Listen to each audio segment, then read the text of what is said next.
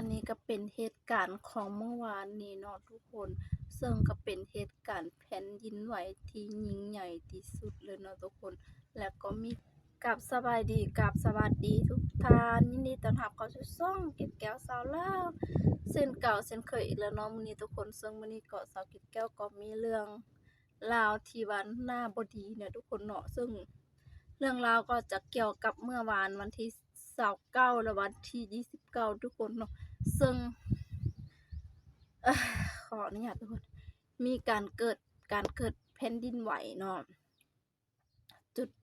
ของเมืองไทยหรือว่าฝั่งไทยทุกคนของฝั่งไทยแล้วก็มีก็เมียนมาเนาะทุกคนเนาะที่แบบเกิดแผ่นดินไหวซึ่งฝั่งไทยของเฮานั้นก็แบบ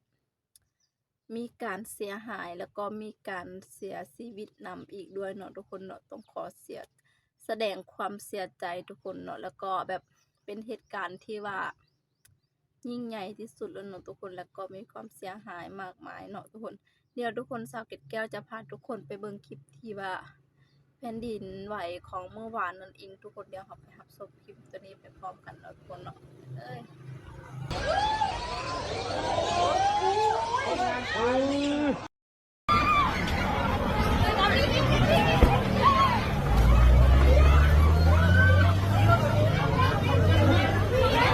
เนี่ยขาดข้างในนะครับคุณผู้ชมตึกขาดเลย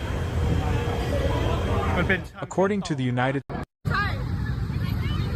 ไม่ได้ถลอกมันแค่สั่นจนน้ำมันไหลลงสตอรี่ก่อน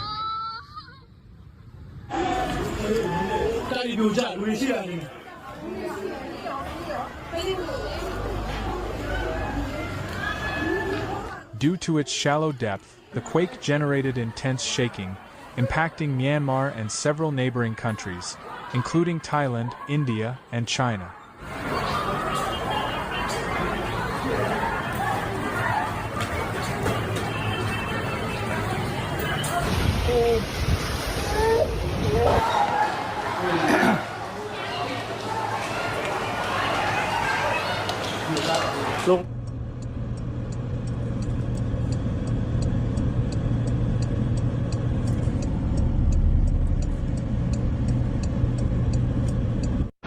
Some of เฮ้ยเฮ้ย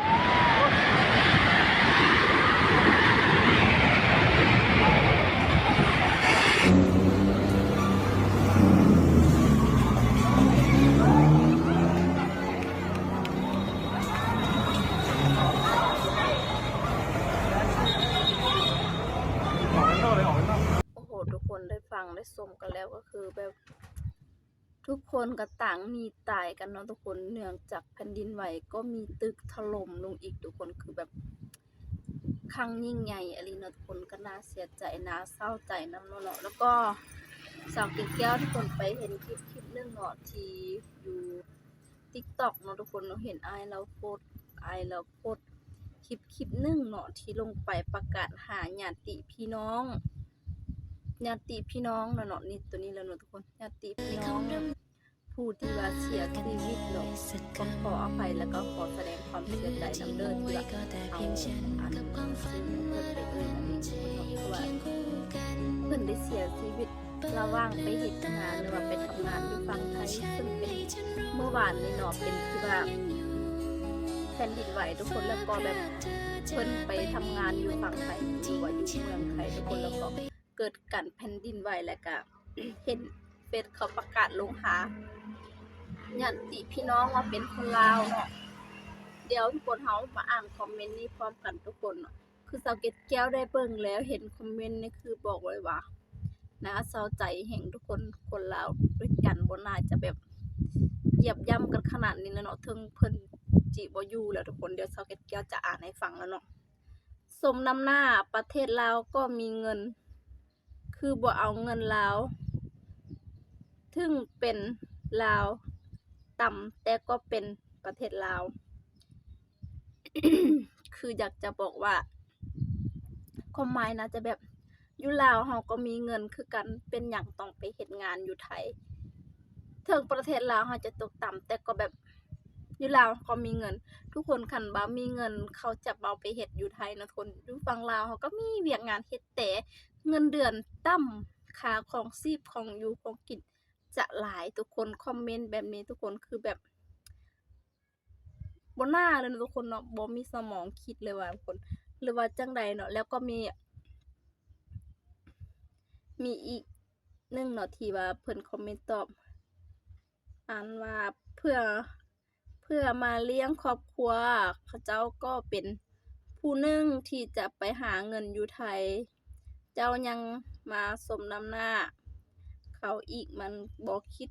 เกิดขึ้นกับครอบครัวเจ้าว่ารู้สึกว่ามันเป็นแบบใดแต่ที่เสียไปแล้ว ที่เสียคนฮักไปกลับไปไผอีกบ่ได้เนาะทุกคนก็คือประมาณนี้ทุกคนคือแบบ การสูญเสียไผก็บ่อยากสูญเสียแล้วเวลาหาเงินหาคำเฮาก็อยากได้เงินได้คำเนาะทุกคนเพราะว่าซุมื้อนี้ใช้หยังก็ได้ใช้เงินใช้คำเนาะทุกคนเนาะต้องขอแสดงความเสียใจนำญาติผู้เสียชีวิตนั่นเองทุกคนขอให้เพิ่นแบบขึ้นสวรรค์ชั้นฟ้าเนาะทุกคนเนาะนี่ก็คือเป็นเหตุการณ์ของเมื่อวานเนาะทุกคนเนาะ คำรำลา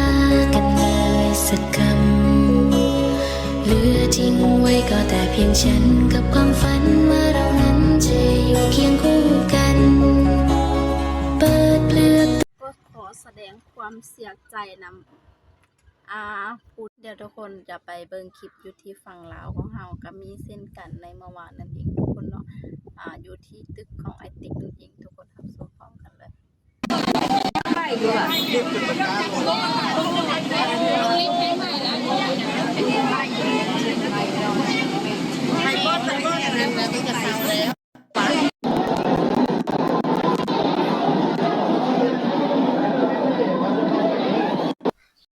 ส่วนอยู่ที่ฝั่งลาวเฮาก็จะมีแบบตึกสูงๆเป็นอาคารที่สูงๆก็จะมีการสะเทือนเคลื่อนไหวแหน่จักหน่อยทุกคนแต่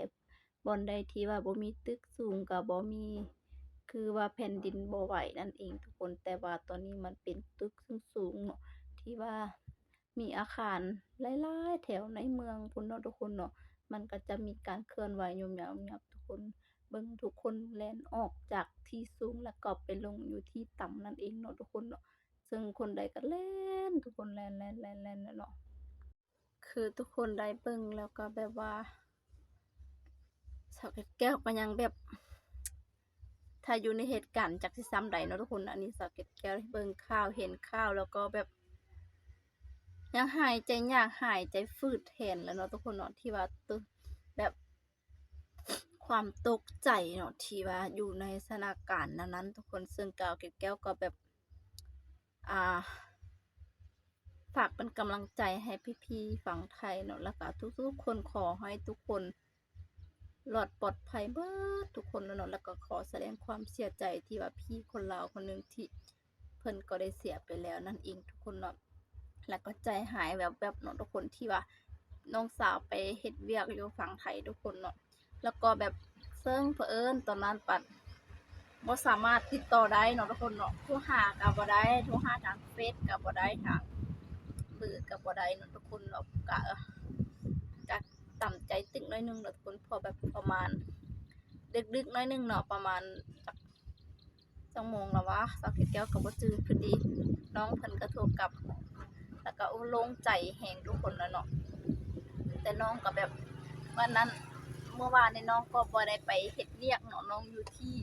หอพักเนาะมีแต่แฟนของน้องที่ว่าไปแล้วก็แบบ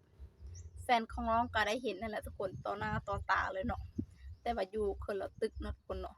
ส่วนหลายก็แม่นจะมีตึกสูงๆเนาะสูงกว่า30เท่าไหร่วะทุกคนสูงแห่งในตึกเมืองไทยตัวนั้นเนาะทุกคนเนาะสาวแก้วได้เบิ่งข่าวแล้วนี่ก็เป็นเรื่องราวที่บ่ดีทุกคนขอให้วิกฤตนี้ผ่านพ้นไปด้วยดีทุกคนแล้วก็ฝากเป็นกำลังใจให้พี่ๆฝั่งไทยแล้วก็ขอให้ทุกคนปลอดภัยทุกคนเด้อ